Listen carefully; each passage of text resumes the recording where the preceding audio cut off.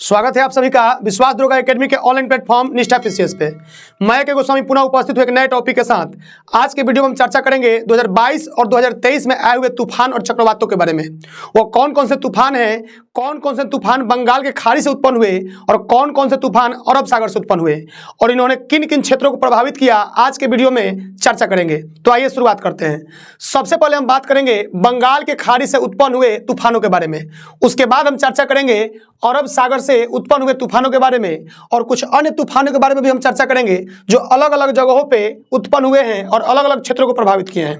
तो आइए सबसे पहले शुरुआत करते हैं बंगाल की खाड़ी से उत्पन्न हुए तूफान के बारे में। तो हम इस पे क्या क्या चर्चा करेंगे, तूफान का नाम यानी वो तूफान का नाम क्या है, तो ये सारे नाम को आप यहाँ पे देख सकते हैं। उन तूफानों का नामकरण किसने किया, यानी किस देश ने उस तूफान का नामकरण किया, उन सारे देशों का नाम यहाँ पे लिखा हुआ है।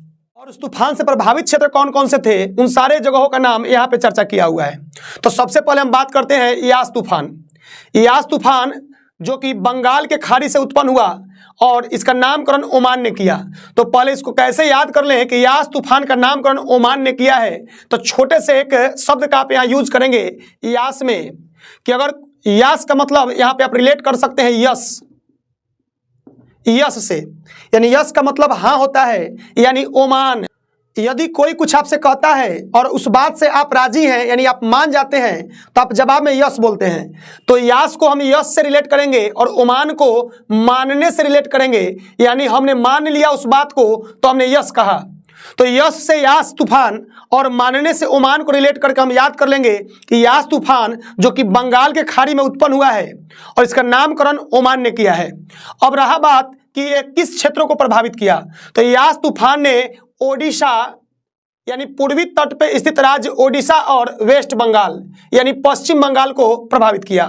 तो आप इसे अपने नोटबुक में नोट कर लें। यास तूफान जो कि उत्पन्न हुआ है बंगाल के खाड़ी से, इसका नामकरण ओमान ने किया और इसने ओडिशा और वेस्ट बंगाल को प्रभावित किया है। बंगाल के खाड़ी से उत्पन्न दूसरे तूफान के बारे में हम चर्चा करते हैं जिसका नाम है बुरेवी। तो बुरेवी तूफान, सबसे पहला प्रश्न बनेगा कहां से उत्पन्न हुआ। तो आप जानते हैं कि बुरेवी तूफान बंगाल के खाड़ी से उत्पन्न हुआ तूफान है। बुरेवी तूफान का नामकरण किसने किया, तो एक देश है मालदीव। तो मालदीव ने बुरेवी तूफान का नामकरण किया, इसे आप नोट कर लें। और बुरेवी तूफान ने किन क्षेत्रों को प्रभावित किया, तो तमिलनाडु और केरल को प्रभावित किया था बुरेवी तूफान। अब कैसे इसको रिलेट करेंगे, एक लाइन में एक कॉन्सेप्ट के माध्यम से हम सेट कर देंगे इसे। तो आइए प्रयास करते हैं। तो बुरेवी यानी आपका बुरा वक्त चल रहा है। तो जब आपका बुरा वक्त चलता है और किसी से आप सहायता के लिए मिलते हैं तो आपसे रुपया पैसा का डिमांड करता है, यानी पैसा दीजिएगा तो आपका काम हो जाएगा। तो कैसे इसे रिलेट कर सकते हैं, तो बुरेवी यानी बुरा वक्त चल रहा है और किसी से आप मिले हैं तमिलनाडु, किसी से जब मिलते हैं तमिलनाडु तो क्या बोलता है कि कल आना, यानी केरल। तमिलनाडु, जब तमिल को हम मिलने से रिलेट करेंगे कि जब तुम मिले तमिलनाडु, तो व्यक्ति ने कहा केरल यानी कल आना और मालदीव माल देना पड़ेगा।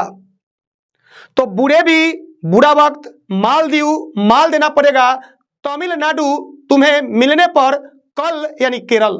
तो आप इसे कॉन्सेप्ट के माध्यम से रिलेट कर सकते हैं। अब हम अगले तूफान के बारे में बात करेंगे जिसका नाम है अम्फान। तो अम्फान तूफान जो कि बंगाल के खाड़ी से उत्पन्न हुआ। तो सबसे पहला प्रश्न बनेगा कि अम्फान तूफान जो कि 2022 में आया था, यह कहां से उत्पन्न हुआ था, तो आपका जवाब होगा बंगाल के खाड़ी। तो बंगाल के खाड़ी से उत्पन्न तूफान है अम्फान, जिसका नामकरण किया थाईलैंड। अम्फान तूफान का नामकरण किस देश ने किया, तो आपका जवाब होना चाहिए थाईलैंड। कैसे इसे रिलेट करेंगे और याद करेंगे, थोड़ा देर में हम आपको बताएंगे। अम्फान तूफान से कौन कौन से क्षेत्र प्रभावित हुए, तो आप देख सकते हैं ओडिशा, वेस्ट बंगाल और आंध्र प्रदेश। यानी अम्फान तूफान से ये 3 राज्य प्रभावित हुए हैं, ओडिशा, वेस्ट बंगाल और आंध्र प्रदेश। और अम्फान तूफान का नामकरण किसने किया है, थाईलैंड। तो कैसे रिलेट करें, कैसे याद कर लें, आइए प्रयास करते हैं। यानी जब आप रनिंग करते हैं और कोई एग्जाम होता है और आपको हाई जंप लगाना होता है, तो अम्फान को हम फांदने से रिलेट करेंगे, यानी हाई जंप हो या लॉन्ग जंप हो।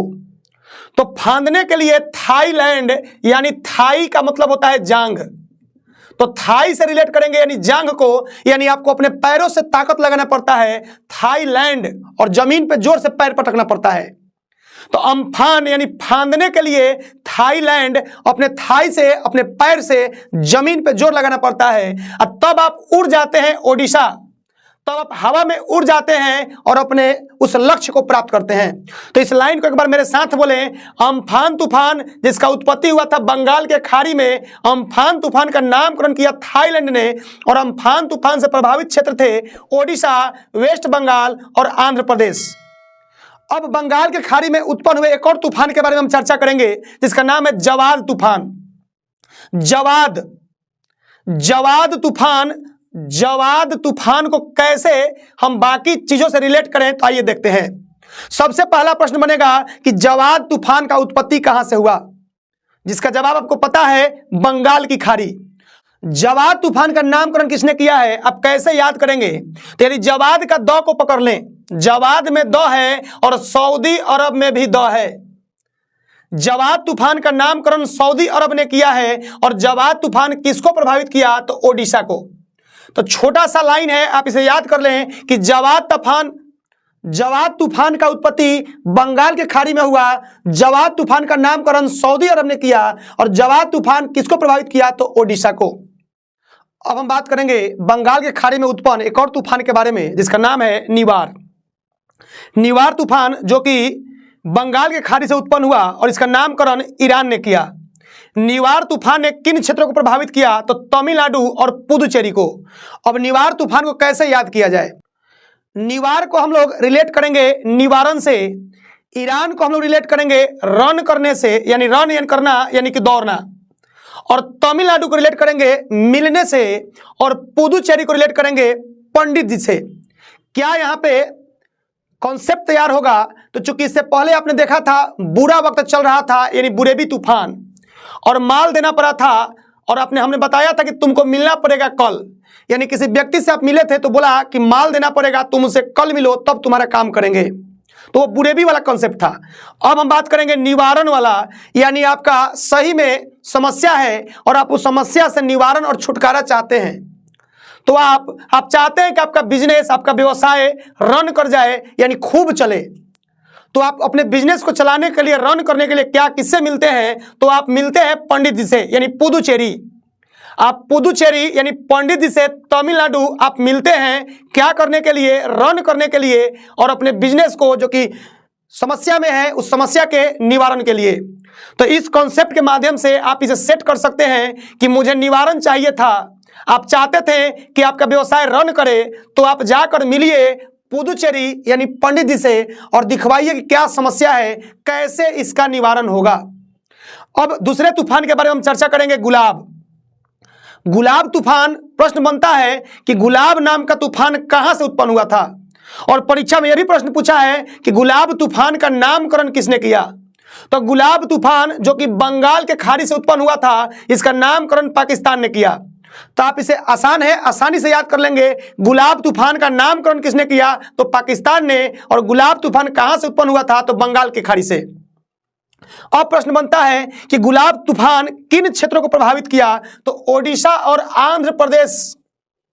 बंगाल के खाड़ी से उत्पन्न एक और तूफान के बारे में हम चर्चा कर लेते हैं, असनी या आसानी तूफान। तो असनी तूफान जिसका नामकरण श्रीलंका ने किया, और असनी तूफान से प्रभावित क्षेत्र है ओडिशा और आंध्र प्रदेश। कैसे आप रिलेट करेंगे असनी को, श्रीलंका को, ओडिशा और आंध्र प्रदेश को, तो एक छोटा सा कॉन्सेप्ट यहां तैयार होगा। असनी को यदि आसानी से रिलेट कर दे तो श्रीलंका जाना आसान नहीं था, किसे, तो बजरंगबली यानी हनुमान जी को। तो हनुमान जी श्रीलंका कैसे गए थे, ओडिशा यानी उड़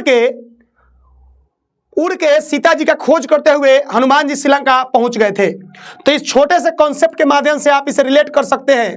क्या कहानी बनेगा, असनी यानी आसान नहीं था, श्रीलंका यानी श्रीलंका जाना, ओडिशा तो उड़ के जाना पड़ा था बजरंगबली को। तो इस कॉन्सेप्ट के माध्यम से आप इसे याद कर सकते हैं। अब हम बात करेंगे एक और तूफान जो कि बंगाल के खाड़ी से उत्पन्न हुआ था, और उसका नाम है सितरांग तूफान, जो भी हाल ही में उत्पन्न हुआ था बंगाल के खाड़ी में। इसका नामकरण किसने किया, तो सितरांग तूफान का नामकरण थाईलैंड ने किया है। सितरांग तूफान इसका नामकरण थाईलैंड ने किया, और थाईलैंड एक और तूफान का नामकरण किया था जिसका नाम था अम्फान। तो अम्फान तूफान का भी नामकरण थाईलैंड ने किया था और सितरांग तूफान का भी नामकरण थाईलैंड ने ही किया है। अब सितरांग तूफान जो कि बंगाल की खाड़ी से उत्पन्न हुआ है, इसने किन किन क्षेत्रों को प्रभावित किया, तो आप देख सकते हैं वेस्ट बंगाल यानी भारत का पश्चिम बंगाल और बांग्लादेश, यानी सितरांग तूफान से दो देश प्रभावित हुए, भारत और बांग्लादेश। तो भारत का कौन सा राज्य, पश्चिम बंगाल, और पश्चिम बंगाल के चूंकि बगल में एक और देश है बांग्लादेश, ये दोनों क्षेत्र सितरांग तूफान से प्रभावित हुए। सितरांग तूफान जिसका नामकरण थाईलैंड ने किया था।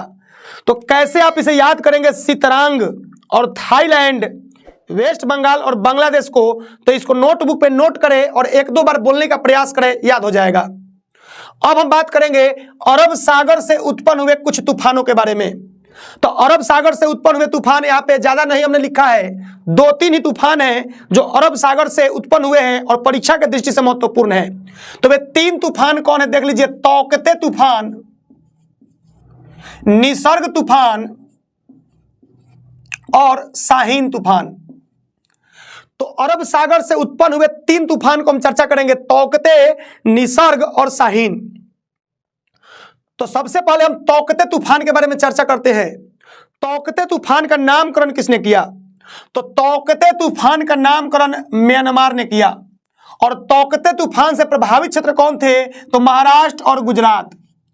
चूंकि अरब सागर भारत के पश्चिम की तरफ स्थित है और पश्चिमी दो राज्य महाराष्ट्र और गुजरात इससे प्रभावित हुए तौकते तूफान से।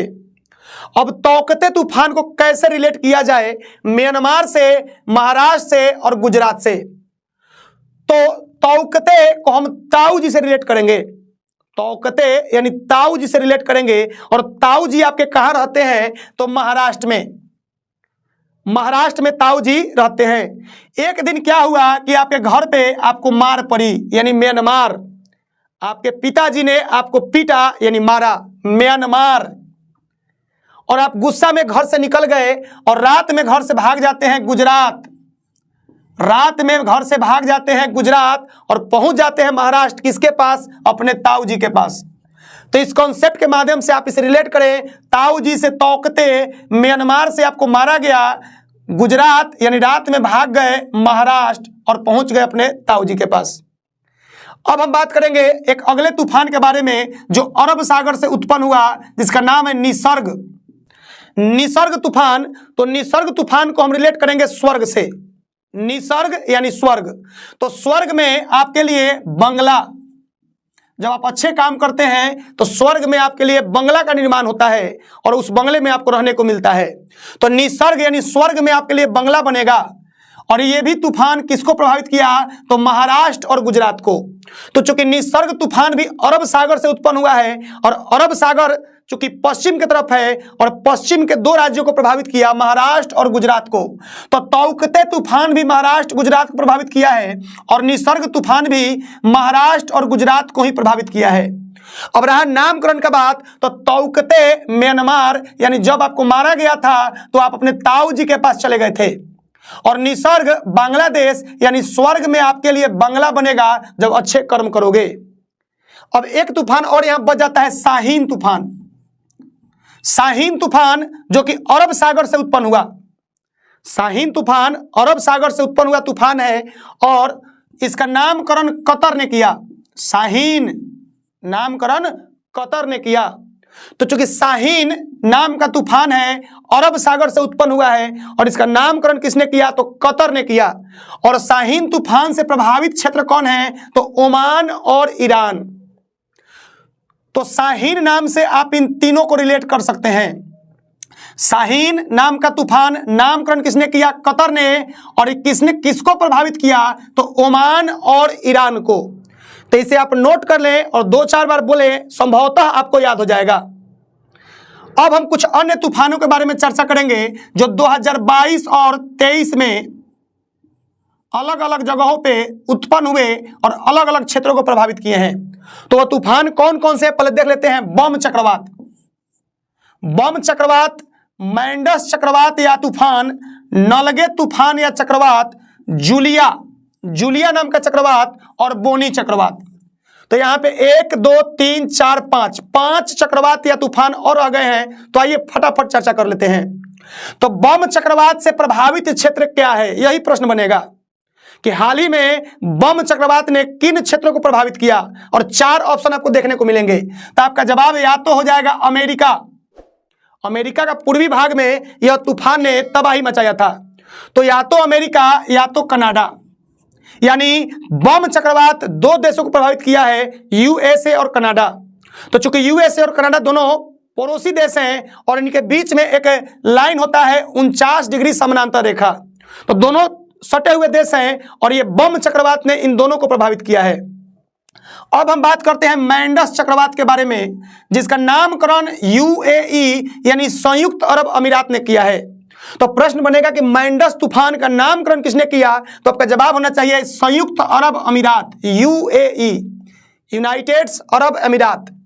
तो मैंडस तूफान या मैंडस चक्रवात ने किन क्षेत्रों को प्रभावित किया, तो तमिलनाडु और पुदुचेरी के क्षेत्र को प्रभावित किया था मैंडस चक्रवात। तमिलनाडु और पुदुचेरी के क्षेत्र को प्रभावित किया मैंडस चक्रवात, और मैंडस चक्रवात का नामकरण किसने किया, तो यूएई। इसे आप नोट कर लें और याद कर लें, परीक्षा के दृष्टि से महत्वपूर्ण रहेगा मैंडस तूफान। अब हम बात करते हैं नलगे तूफान या नलगे चक्रवात का, जिसका एक और नाम है पैंग। नलगे चक्रवात या पैंग चक्रवात जो कि फिलीपींस को प्रभावित किया था, यानी फिलीपींस में एक चक्रवात आया था जिसका नाम है नलगे, या इसे वहां पैंग चक्रवात के नाम से भी जाना जाता है। तो नलगे और फिलीपींस को आप रट लें, महत्वपूर्ण हो जाता है परीक्षा के दृष्टि से, चूंकि हाल ही में यह चक्रवात उत्पन्न हुआ था। अब हम एक और चक्रवात या तूफान के बारे में चर्चा करेंगे जिसका नाम है जूलिया। प्रश्न बनेगा कि जूलिया चक्रवात हाल ही में किस क्षेत्र को प्रभावित किया, तो आपका जवाब होगा मध्य अमेरिका। मध्य अमेरिका के क्षेत्र को एक जूलिया नाम का चक्रवात ने काफी प्रभावित किया था, और यह चक्रवात हाल ही में उत्पन्न हुआ था। तो समसामयिक घटना चक्र में यह प्रश्न महत्वपूर्ण हो जाता है। अब एक अंतिम चक्रवात यहां पे हमने चर्चा किया है, बोनी चक्रवात। बोनी, आगामी परीक्षा में यह प्रश्न बन सकता है कि बोनी चक्रवात, यानी प्रश्न बनेगा हाल ही में बोनी नामक चक्रवात ने किस क्षेत्र को प्रभावित किया। तो आप देख सकते हैं कि बोनी चक्रवात ने मैक्सिको, उत्तरी अमेरिका का देश है मैक्सिको, और कोस्टा रिका, मैक्सिको और कोस्टा रिका को प्रभावित किया है बोनी तूफान। मैक्सिको जो कि कर्क रेखा पर स्थित एक देश है, उत्तरी अमेरिका का देश है, और इसको प्रभावित किया है बोनी चक्रवात। तो बोनी चक्रवात परीक्षा के दृष्टि से सबसे ज्यादा महत्वपूर्ण लग रहा है, तो आप इसे कंठस्थ कर लें कि बोनी चक्रवात कहां पे उत्पन्न हुआ था, किस क्षेत्र को प्रभावित किया या किस देश को प्रभावित किया। तो आपका जवाब होगा मैक्सिको या कोस्टा रिका। तो आज के वीडियो में हमने कुछ महत्वपूर्ण तूफान और चक्रवात के बारे में चर्चा किया, कहां से वे उत्पन्न हुए, किन क्षेत्रों को प्रभावित किया, और उस चक्रवात का नामकरण किसने किया था। तो कैसा लगा आज का प्रयास, कमेंट में जरूर लिखिएगा। मिलते हैं अगले वीडियो में एक नए टॉपिक के साथ। तब तक के लिए खुश रहिए, सुरक्षित रहिए, दूसरों की आलोचना से बचिए और अपने काम पे फोकस कीजिए। धन्यवाद।